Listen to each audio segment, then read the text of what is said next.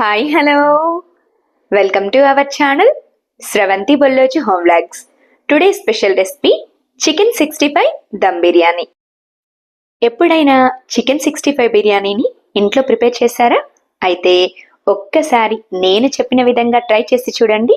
Perfect కొలతలతో సింపుల్గా restaurant స్టైల్లో ఈజీగా ప్రిపేర్ చేసుకోవచ్చు.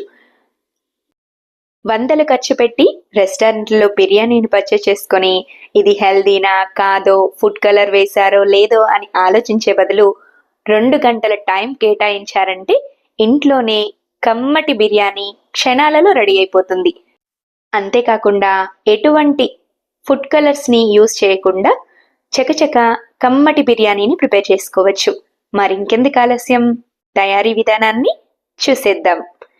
ఏ బిర్యానీకైనా ముందుగా బాస్మతి రైస్ను 1 నుంచి 2 సార్లు శుభ్రంగా కడిగి రైస్ మునిగేంత వరకు వాటర్ని పోసి బౌల్పై మూతను పెట్టి కనీసం 1 అవర్ అయినా నాననివ్వాలి. ఇలా అయితేనే రైస్ ఉడికేటప్పుడు కూడా పర్ఫెక్ట్గా ఉడికి పొడి పొడిగా మారుతుంది. కాబట్టి రైస్ని నానబెట్టడం మాత్రం అస్సలు స్కిప్ చేయకండి. తర్వాత 1 కేజీ రైస్కి 1 కేజీ చికెన్ను తీసుకున్నాను. మీరు చికెన్ క్వాంటిటీని తగ్గించుకొని కూడా తీసుకోవచ్చు. ఇలా తీసుకున్న చికెన్ని సాల్ట్ వేసి ఒకసారి శుభ్రంగా కడిగి తీసుకోండి.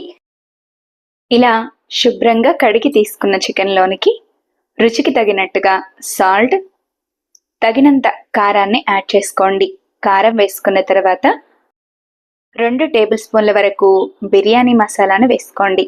మీ దగ్గర బిర్యానీ మసాలా అందుబాటులో లేకపోతే మసాలా దినుసులన్నింటినీ అప్పటికప్పుడు ఫ్రై చేసి గరం మసాలాను ప్రిపేర్ చేసుకొని కూడా వేసుకోవచ్చు. తర్వాత 1 స్పూన్ వరకు ధనియాల పొడి, 2 టేబుల్ స్పూన్ల వరకు అల్లం వెల్లుల్లి పేస్ట్, 1/2 టీ స్పూన్ వరకు పసుపు, 2 నుంచి 3 చెంచాల వరకు పెరుగు లేదా 1/2 కప్పు వరకు పెరుగును వేసుకోండి. చికెన్ను ఫ్రై చేసి తీసుకుంటున్నాము కాబట్టి పెరుగు క్వాంటిటీని తగ్గించి తీసుకున్నాను.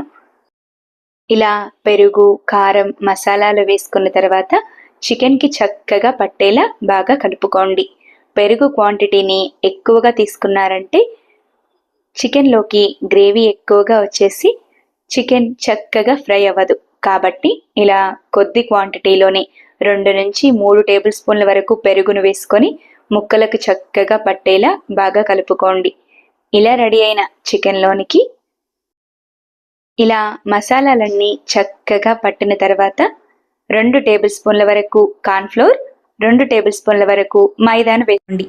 పిండి క్వాంటిటీ అనేది మీరు ఎంత తీసుకున్నా సరే కొద్ది కొద్దిగా, అంటే 1 స్పూన్ వరకు కార్న్ఫ్లోర్ని వేశారంటే 1 స్పూన్ వరకు మైదాను వేసి పిండి కన్సిస్టెన్సీని అడ్జస్ట్ చేసుకోండి. ఇలా పిండి వేసుకున్న తర్వాత సగం ముక్క నిమ్మరసం, మసాలాలు చక్కగా కలిసిన తర్వాత చికెన్ ఆయిల్లో వేసిన తర్వాత కూడా మసాలా అనేది విడిపోకుండా చక్కగా ముక్కలకు పట్టేలా ఇలా 2 ఎగ్స్ని వరకు బ్రేక్ చేసుకొని వేసుకొని చికెన్ ముక్కలన్నింటికి చక్కగా కలిసేలా బాగా కలుపుకోండి. ఇలా ఎగ్స్ని వేసుకుంటే మసాలా అనేది విడిపోకుండా చికెన్ ముక్కలు చక్కగా ఫ్రై అవుతాయి. ఇలా ఎగ్స్ వేసుకున్న తర్వాత పిండి ఎక్కడ ఉండలు లేకుండా చికెన్ ముక్కలకు చక్కగా పట్టేలా బాగా కలిపి పక్కన పెట్టేసేయండి. ఇలా కలిపి పెట్టుకున్న చికెన్ని కూడా 1 అవర్ పాటు పక్కన పెట్టేసేయండి. తర్వాత స్టవ్ వెలిగించి కళాయిని పెట్టుకొని డీప్ ఫ్రైకి సరిపడా ఆయిల్ని పోసుకోండి. ఆయిల్ చక్కగా హీట్ అయిన తర్వాత ముందుగా ప్రిపేర్ చేసి పెట్టుకున్న చికెన్ ముక్కలన్నింటినీ ఒక్కొక్కటిగా ఆయిల్లోకి వేసుకుంటూ స్టవ్ని మీడియం ఫ్లేమ్లోకి టర్న్ చేసుకొని మంచి గోల్డెన్ కలర్ వచ్చేంత వరకు ఫ్రై చేసుకోండి. చికెన్ ముక్కలన్నీ చక్కగా ఫ్రై అయి మంచి గోల్డెన్ కలర్ రాగానే ఆయిల్ రాకుండా ప్లేట్లోనికి తీసుకోండి.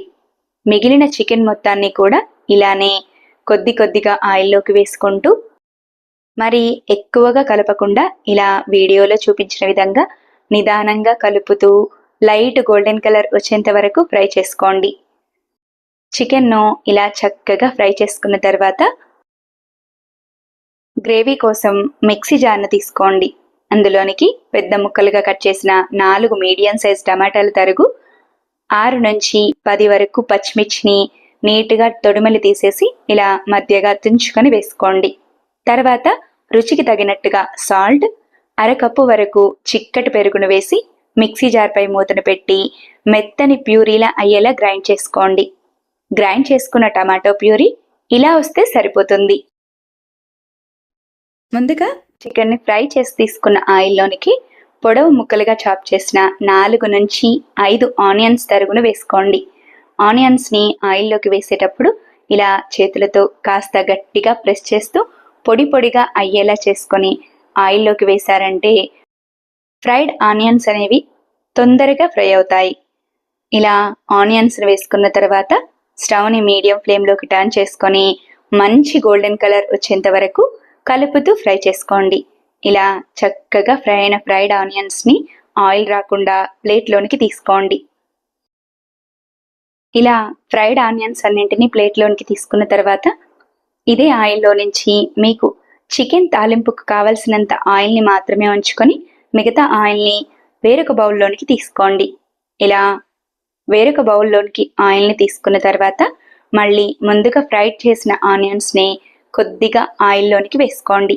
తర్వాత 3 నుంచి 4 రెమ్మల కరివేపాకు, కొంచెం పుదీనాను వేసి పుదీనా కరివేపాకు లైట్ గోల్డెన్ కలర్ వచ్చేంత వరకు కలుపుతూ ఫ్రై చేసుకోండి.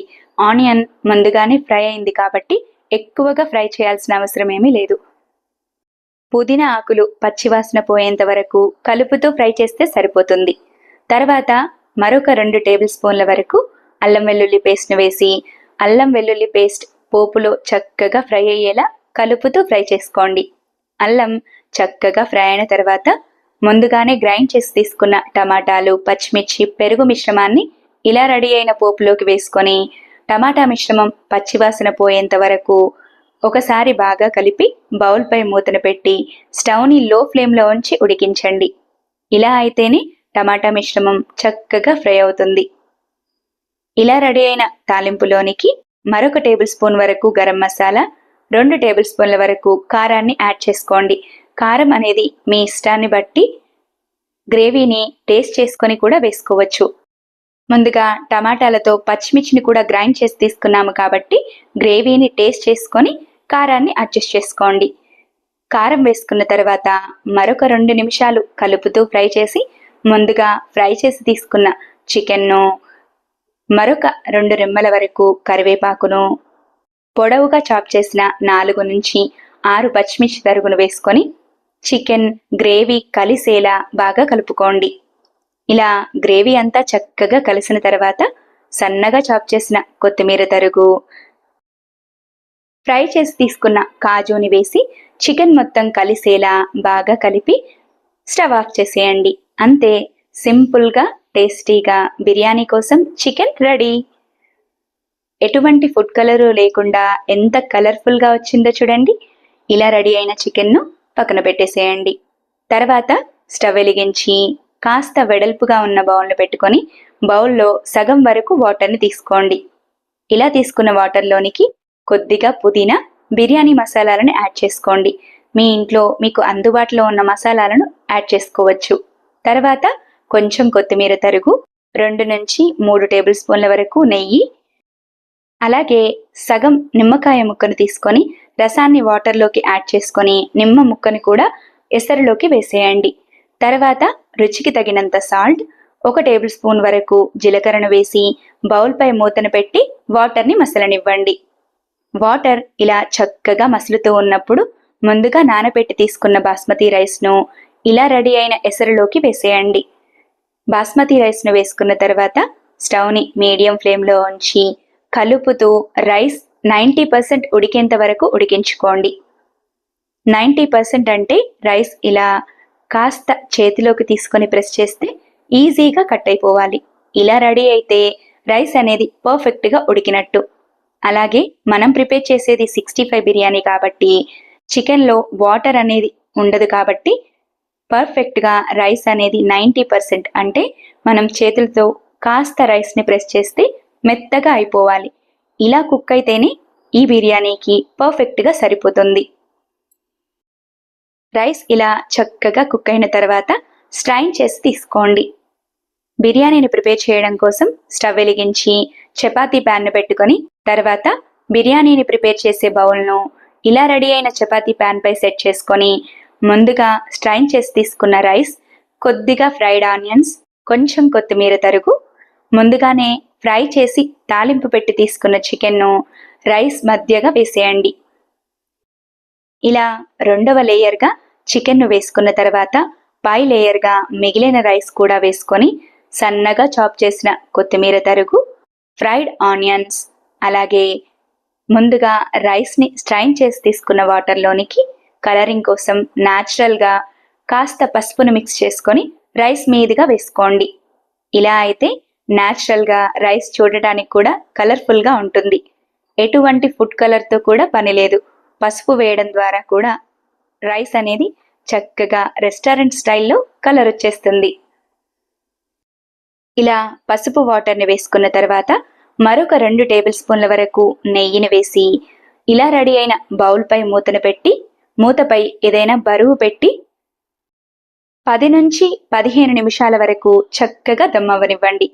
రైస్ నాకు బౌల్ కంటే కాస్త ఎక్కువగా వచ్చింది కాబట్టి బౌల్పై మూతను కాకుండా బేషన్ను పెట్టి 10 నుంచి 15 నిమిషాల వరకు చక్కగా దమ్ అవ్వనిచ్చాను.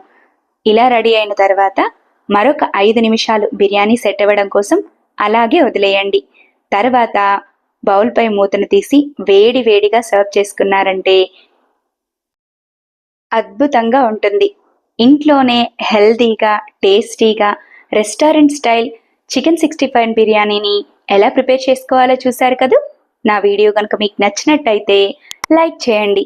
ఇలాంటి మరెన్నో ఇంట్రెస్టింగ్, టేస్టీ, హెల్తీ రెసిపీస్ కోసం నా ఛానల్ని సబ్స్క్రైబ్ చేయండి. ఈ చికెన్ 65 దమ్ బిర్యానీని మీరు కూడా తప్పకుండా ట్రై చేసి ఎలా వచ్చిందో కామెంట్ చేయండి. Thanks for watching. Wait for new recipe daily 6 AM.